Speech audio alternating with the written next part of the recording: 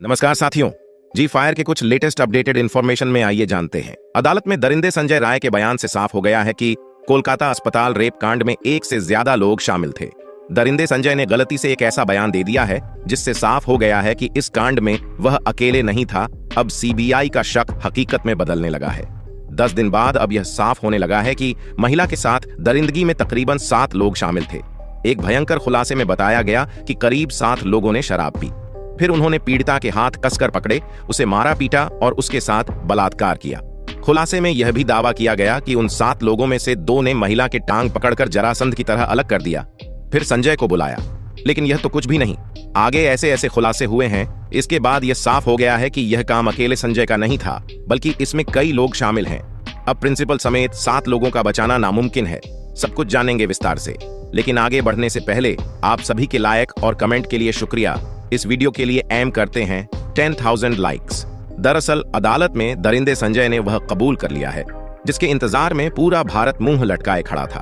पूरे भारत को यह पता था कि यह काम एक बंदे का नहीं है। यह संदेश अब हकीकत में बदलता दिख रहा है कि इस बलात्कार कांड में कोई एक नहीं बल्कि तकरीबन 7 लोग शामिल हैं और यह पूरी तरह से प्लान्ड मर्डर है। इसी कारण सीबीआई फुल एक्शन में है और कोलकाता के रेप मर्डर केस में 7 आरोपियों का पॉलीग्राफी टेस्ट शुरू हो गया है। उधर सीबीआई के अनुसार बिना दरवाजे वाले सेमिनार हॉल में बलात्कार हुआ और किसी को चीख सुनाई क्यों नहीं दी। अब सीबीआई यह जानने की कोशिश कर रही है कि अपराध को बिना किसी बाधा के कैसे अंजाम दिया गया। क्या कोई व्यक्ति हॉल के बाहर निगरानी कर रहा था? सीबीआई यह भी देख रही है कि सेमिनार हॉल से कोई चीख या शोर क्यों नहीं सुनाई दिया।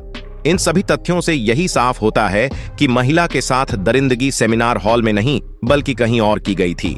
उन्हें किसी और रूम में जमकर मारा पीटा गया था और फिर हत्या के बाद उन्हें सेमिनार हॉल में लाकर रख दिया गया, जिसके बाद उनके शव को दरिंदे संजय के हवाले कर दिया गया। लेकिन अब संजय ने जो बयान दिया है उससे साफ हो रहा है कि वह अकेले नहीं था बल्कि इसमें कई लोग शामिल थे। अदालत में दिए गए संजय के बयान को तो जानेंगे, लेकिन उससे पहले सबसे भयंकर खुलासे को देखते हैं जिसमें 7 लोगों के शामिल होने का दावा किया जा रहा है। दरअसल सोशल मीडिया पर एक पोस्ट में दावा किया गया है कि कोलकाता के आरजी कर मेडिकल कॉलेज अस्पताल में हुई महिला डॉक्टर की हत्या संजय रॉय ने नहीं बल्कि अस्पताल के 7 ट्रेनी डॉक्टरों ने की थी। मेरी बात जरा ध्यान से सुनिए, फिर अंत में सब कुछ क्लियर कर दूंगा। इस पोस्ट में कहा गया है कि इन ट्रेनी डॉक्टरों ने पहले महिला के साथ रेप किया और फिर उसकी टांगों को बेरहमी से चीर दिया, जैसे महाभारत में जरासंध का किया गया था। जरासंध को मारने का एकमात्र तरीका यह था कि उसे बीच से चीरकर 2 भागों में विभाजित किया जाए और फिर उन हिस्सों को अलग अलग दिशा में फेंक दिया जाए ताकि वे फिर से जुड़ न सकें। भीम ने इसी तरीके से जरासंध का वध किया था।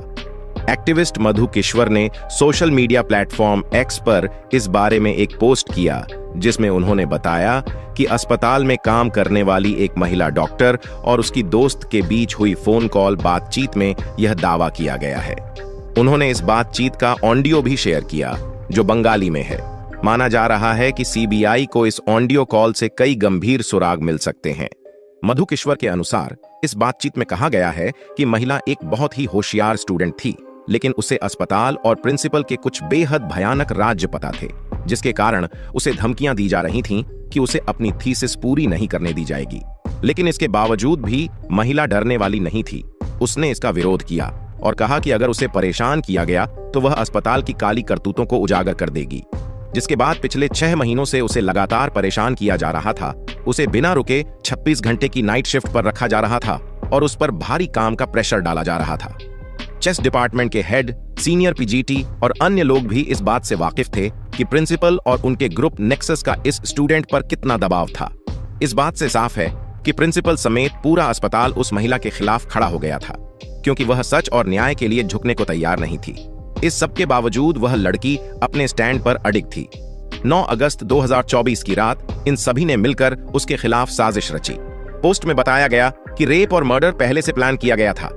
यह अब तक का सबसे खौफनाक खुलासा है और सीबीआई इसी के आधार पर जांच आगे बढ़ा रही है।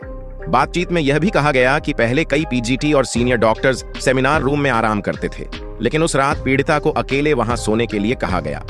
कुछ स्टूडेंट्स ने अफवाह फैला दी कि कमरा निर्माणाधीन है और वहां कोई नहीं जा सकता, जिसके बाद उस सेमिनार हॉल में किसी की जाने की हिम्मत नहीं हुई। फोन पर बात कर रही अस्पताल के डॉक्टर ने दावा किया कि घटना से पहले 4 साथी स्टूडेंट्स ने पीड़िता के साथ सेमिनार रूम में डिनर किया था, जिसमें एक लड़की भी शामिल थी। यह चारों सीबीआई के रडार पर हैं और इनकी पॉलीग्राफ टेस्ट भी कराई जा रही है। लेकिन इसके बाद पीड़िता को सेमिनार रूम में अकेले सोने के लिए कहा गया। बातचीत में यह भी बताया गया कि करीब 7 लोगों का एक ग्रुप नीचे गया और शराब पी। फिर उन्होंने पीड़िता के हाथ कसकर पकड़े, उसे मारा पीटा और उसके साथ बलात्कार किया। इस वारदात में एक महिला इंटर्न ने भी मदद की। खुलासे में यह भी दावा किया गया कि उनमें से 2 ने पीड़िता के पैर पकड़कर जरासंध की तरह अलग कर दिया, जिससे उसकी पेल्विक की हड्डियां टूट गईं। उन्होंने उसकी कॉलर बोन को भी तोड़ दिया और फिर उसे उल्टा लिटाकर उसके ऊपर जूतों से रौंदा। उसके सिर को इतनी बुरी तरह कुचला गया कि उसकी खोपड़ी फट गई। इस तरह से 9 अगस्त की देर रात कोलकाता के आरजीकर हॉस्पिटल में ट्रेनी डॉक्टर की रेप के बाद हत्या कर दी गई।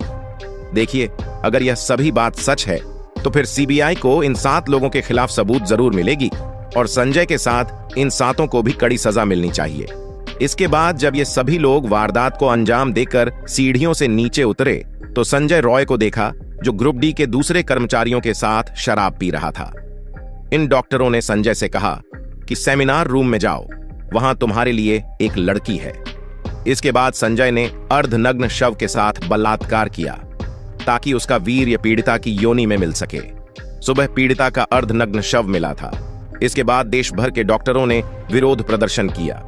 इस ट्वीट और इस खुलासे को स्वतंत्र तरीके से हम प्रमाणित नहीं कर सकते, लेकिन यह ट्वीट सीबीआई की जांच में काफी महत्वपूर्ण होने वाली है।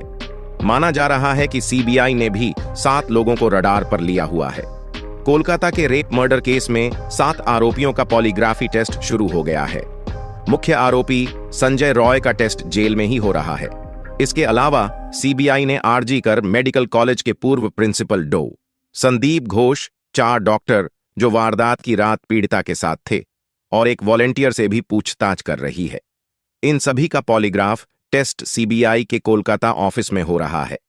8 अगस्त की रात इन डॉक्टरों में से कुछ ने पीड़िता के साथ डिनर किया था। फिलहाल सीबीआई इन सभी से गहराई से पूछताछ कर रही है, लेकिन अदालत में आरोपी संजय ने एक बयान देकर सभी को हैरान कर दिया है। दरअसल 23 अगस्त को सियालदह कोर्ट ने संजय को 14 दिन की न्यायिक हिरासत में भेजा।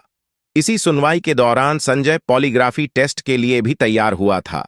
मजिस्ट्रेट ने संजय से पूछा था कि वह पॉलीग्राफी टेस्ट के लिए क्यों तैयार हुआ। इसे लेकर संजय ने कहा, पॉलीग्राफी टेस्ट से साबित होगा कि मैं निर्दोष हूं, मुझे फंसाया जा रहा है। संजय के इस बयान ने बवाल खड़ा कर दिया है, क्योंकि वह खुद को निर्दोष बता रहा है। इसका मतलब साफ है कि इस कांड में कई लोग शामिल हैं।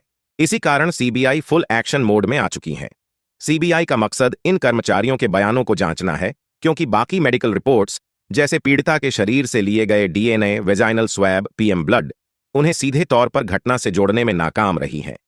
सीबीआई जानना चाहती है कि क्या इन चारों डॉक्टरों ने सबूतों के साथ कोई छेड़छाड़ की थी या फिर वे किसी बड़े षड्यंत्र का हिस्सा थे, क्योंकि पोस्टमार्टम रिपोर्ट इधर उधर करने में प्रिंसिपल समेत यह सभी लोग बेहद माहिर थे। इस कारण सीबीआई इस घटना को कई एंगल से जांच कर रही है। आरजीकर अस्पताल के पूर्व प्रिंसिपल संदीप घोष से आज लगातार 9वें दिन पूछताछ हो रही है। सीबीआई की टीम ने घोष से अब तक करीब 100 घंटे की पूछताछ कर ली है, लेकिन अब तक उनके जवाबों से संतुष्ट नहीं है, क्योंकि वह बार बार अपने बयान बदल रहा है। इससे साफ हो जाता है कि इस कांड में उसका बड़ा हाथ है। सीबीआई अब तक ट्रेनी डॉक्टर के रेप मर्डर केस में 73 लोगों से पूछताछ कर चुकी है, लेकिन सिर्फ 7 लोगों पर ही सीबीआई की नजर टिकी हुई है। सीबीआई यह भी पता लगाने की कोशिश कर रही है कि क्या सेमिनार हॉल के बाहर कोई और व्यक्ति तैनात था। इसके लिए सीसीटीवी फुटेज की गहराई से जांच की जा रही है। अधिकारी यह भी देख रहे हैं कि जब घटना हुई तो सेमिनार हॉल के अंदर से कोई आवाज क्यों नहीं सुनाई दी। सीबीआई के अनुसार अस्पताल के सेमिनार हॉल के दरवाजे की चिटकनी कुछ दिनों से टूटी हुई थी और यह बात सबको पता थी। इसी कारण जब डॉक्टर रात 2 से 3 बजे के बीच हॉल में गईं तो दरवाजा बंद नहीं कर पाईं। एक ड्यूटी डॉक्टर ने उन्हें सोते हुए भी देखा था। अब सीबीआई यह जानने की कोशिश कर रही है कि अपराध को बिना किसी बाधा के कैसे अंजाम दिया गया। क्या कोई व्यक्ति हॉल के बाहर निगरानी कर रहा था? सीबीआई यह भी देख रही है कि सेमिनार हॉल से कोई चीख या शोर क्यों नहीं सुनाई दिया। आप इस तस्वीर को देखिए। इसी अस्पताल के दूसरे मंजिल पर सेमिनार हॉल में वारदात को अंजाम दिया गया था। अगर सेमिनार हॉल में दरवाजा नहीं था तो फिर महिला की चीख बाहर सड़क तक आनी चाहिए थी, लेकिन ऐसा नहीं हुआ। इसी कारण संदेश बढ़ता जा रहा है और इसमें कई लोग शामिल हो सकते हैं।